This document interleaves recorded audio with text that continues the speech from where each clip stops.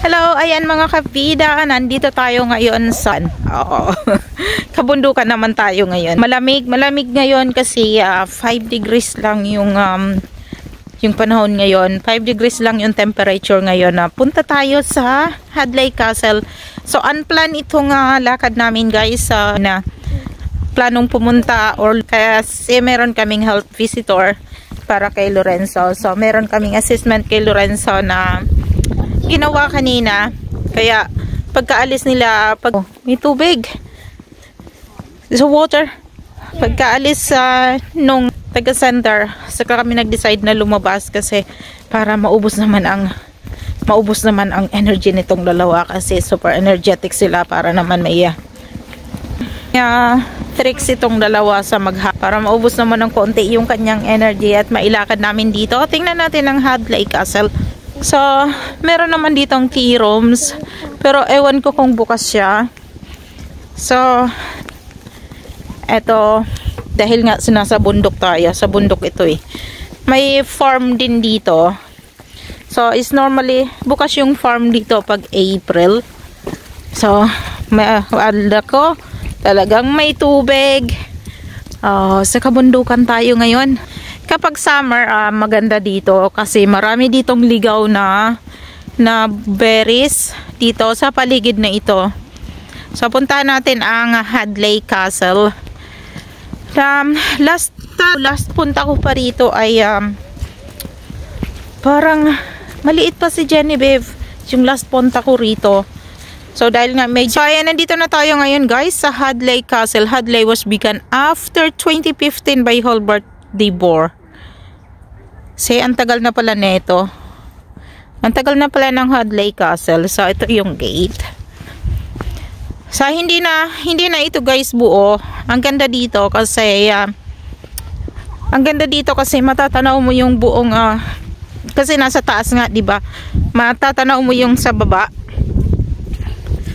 Ito siya. So hindi nakahanda ang aking cellphone at lowbat pa. Na-lowbat pa talaga. So maputik kasi syempre winter guys, and then laging umuulan kaya maputik. Sobrang maputik. Ayan. Tumalon na nga ito sa tubig si Lorenzo. Tumalon na siya. So wala kaming bota kaya parehas kaming naka-normal na sapatos. So ang ganda dito kasi tanaw mo talaga yung sa baba, makikita mo yung dagat, matanaw mo din yung train na dumadaan. So ang ganda pala nito noon guys, ang ganda niyang tingnan nung buo pa siya. Andito na tayo, ayan ang Hadleigh Castle. So dito walang masyadong tao kasi maulan. So ang ganda, 'di ba? So ang ganda dito guys, lalo pag summer kasi ang ganda ditong tumambay o mag-picnic pag summer dahil tanaw na tanaw mo at saka yung ang ganda nung panahon dito kapag summer. Talagang makita mo yung verde ka sa baba, sa taas. Merong pamilya din dito na namamasyal. Kami baon ngayon kaya so hindi kami masyadong magtatagal dito sa labas kasi wala rin kaming baon ng aming katawan, ang lamig. So andito na tayo sa taas. Ang ganda. So ang ganda dito, siguro nung buo pa nga ito, napakaganda dito. Sayang nga at ganito na yung itsura niya. So, sa baba niyan meron train station. Ang ganda oh.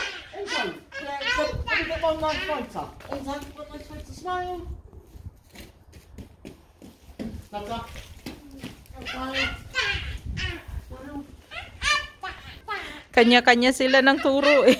Medyo mahangin. Malakas yung hangin at hindi ayaw nitong maliit ko ng mahangin, malamig, nilalamig siya. So ito yung kagandahan dito oh. Yeah, he's not happy. So yeah. So wala kaming nakitang train. Kaya pauwi na kami para sa warm kasi ayaw nitong maliit. I thought you didn't want to come out anyway. You were trying to say I want to stay. Ayaw nitong maliit sa lamig. Sobrang mahangin kasi malamig talaga. Ayaw niyang tumakbo-takbo, gumalaga sa field na ito. Kaya may nagpapalipad ng saranggola dito pero hindi lumilipad yung saranggola nila. Say bye-bye. Nilalamig ako.